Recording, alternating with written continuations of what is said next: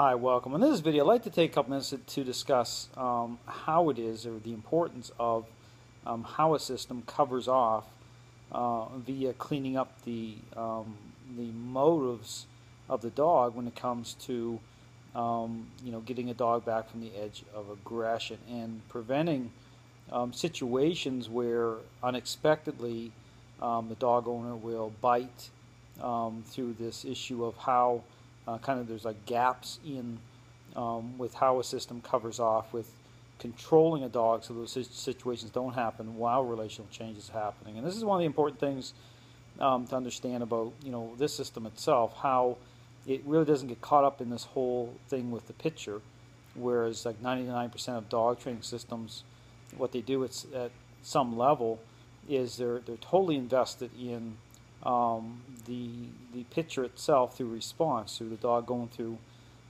various responses, which align with how people typically think about what represents change, without actually really going really deeper with asking some tough questions as to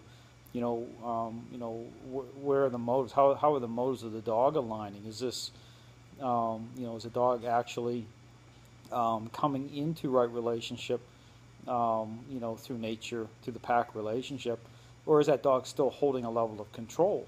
And so this is where sometimes what happens is people feel like they get kind of blindsided through these gaps in how a system covers off with how the the scripting aligns, so that when these situations happen, ultimately what will happen is the dog will get the blame. That's why you use devices such as, say, remote collars. You're using food within the concept of, say, counter conditioning. What will happen is this whole issue of motives is that the dog's motives could be completely upside down, completely rotten to the core, and then when someone takes a hit or gets bitten, people are wondering, what just happened? Well, what happened was the dog felt it was in total control of that situation, and then there was a moment of what would be defined as a reasonable amount of influence is brought on that dog, and that dog lashed out. But the dog was, people look at, how things line up. People can be totally deceived. They're blindsided because they're making assumptions on response or how the pitcher looks, and that dog is still totally in control of everything, or thinks that it is, because this is where there's a total disconnect with this whole pitcher. So anyway, just understand when you're looking at making sure that good things are happening, or that the motives are really cleaning up, you have to look beyond the pitcher. I mean, when I'm involved in helping dogs and owners, I don't look at the pitcher that way. I stick to the script.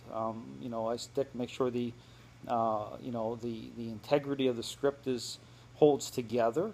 If you look at how I use the leash, all the methods and techniques, how they align.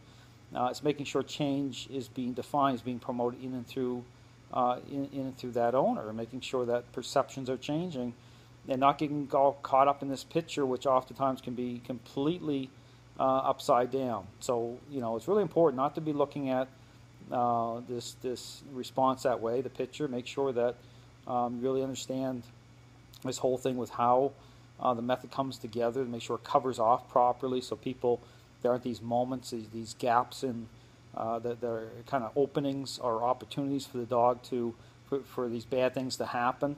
And it's really not the dog's fault. The dog is merely responding to the power it's holding, and it's wanting this, it's rejecting what's reasonable, but within the framework of what's established through that owner themselves. So even when bad things happen, oftentimes it makes total sense to me, and then the dog takes the hit. But it's really important to understand or make sure that the method itself is covering off properly, that there aren't you're not leaving holes or opportunities or gaps where bad things can happen, and then not understanding that this issue of motives and control and how these things all kind of play out.